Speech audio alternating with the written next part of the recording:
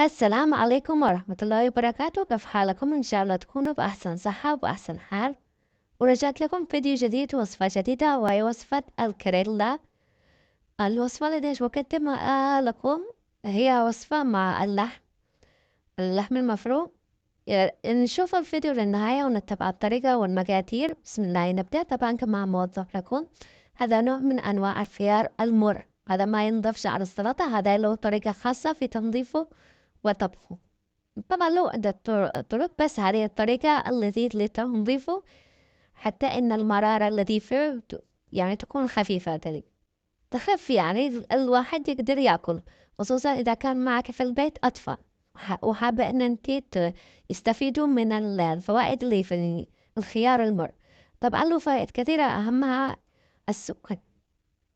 معلوماتي إنه له فوائد لمرضى السكر، هم يقوموا يعني يشيلوا القشرة زي ما أنا سويت لينا القشرة اللي فوق ويسووها عصير ويشربوها لمرضى السكر أو المرضى المهددين بالسكر. أيضا له فوائد ثانية، اللي حابب يعني يعرفها يسوي عليه سيرش فيكون له يعني فوائد، واللي يعرف يعني ما هي فوائده يا ريت يكتب لي بالكومنتات عشان يعني نستفيد من بعض.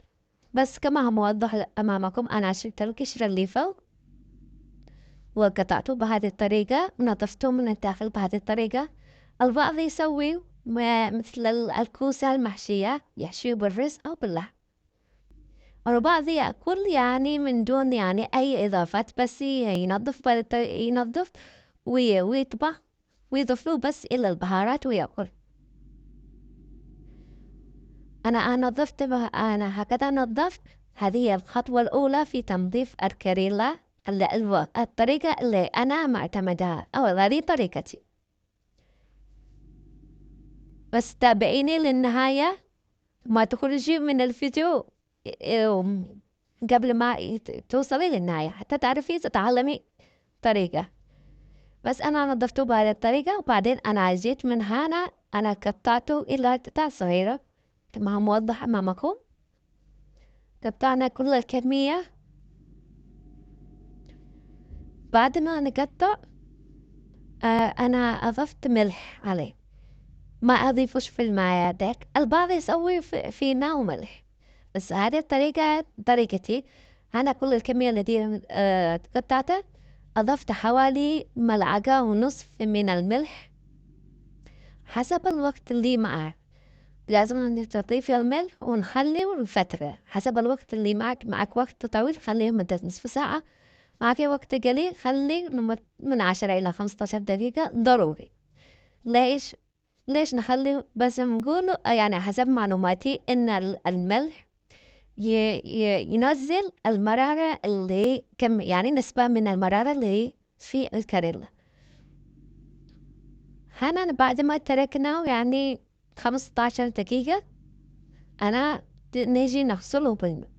البعض يضيفوا في الماء على طول مع الملح بعدين يشطف، بس أنا أضيفه بالملح وأتركه وقت بعدين أشطف تمام، وبعدين بعد ما أشطفه تمام من الماء أخليه لمدة 5 دقائق على جنب حتى إن الماء ينشف، يعني ينزل الماء الموجود اللي فيه ينشف من الماء تمام. بعدين أنا سخنتها أنا حوالي كوب من الزيت وقليتهم مثل ما أنا أقلي الشيبسي أو الباذنجان المقلي. قليته لأن أنا أخذ اللون الذهبي، بس هذه درجة اللون الذي أحتاجه. ما أترك لما يحرق أو كل لونه بني، لا يكون لونه ذهبي. بس نقلي كل الكمية وانتم شوفوا كم يكون الكمية يعني كم تصير. هذه كلها الكمية تصير كمية قليلة، صارت كوب واحد. أنا ما أقول التزمي بالمقادير الذي على حسب المقادير اللي أنت تحتاجيها. أنا أسويهم مع اللحم المفروم، بصلة ونص وحبة ونص من الطماطم، وأيضا فلفل وملح، فلفل أحمر ملعقة وملعقة ونص من الكزبرة ناشف وملعقة من الكمون نضيفهم. بعدين أضفت الثوم والزنجبيل المهروس ملعقة، والزيت الذي أنا قليت فيه الكريلا أنا أضفته على اللحم والفضل. هذه هي الزيت اللي قليت فيه الكريلا.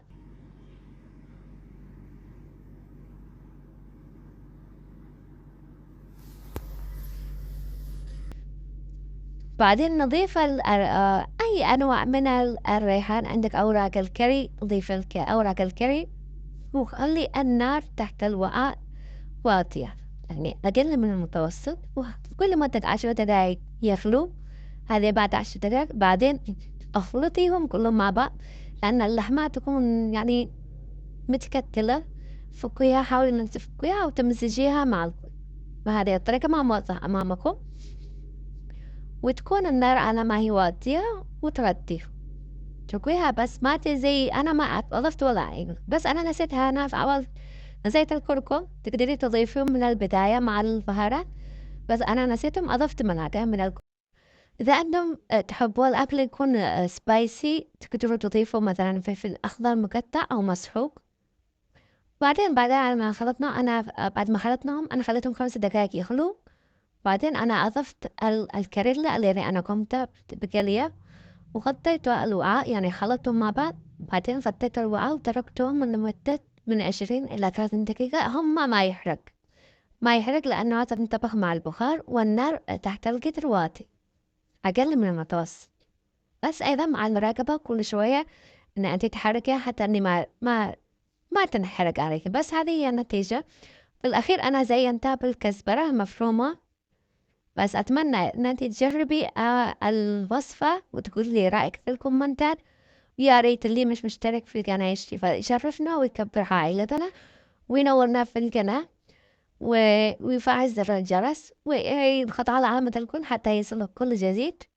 وانتظروا فيديو جديد، وصفة جديدة، والسلام عليكم ورحمة الله وبركاته.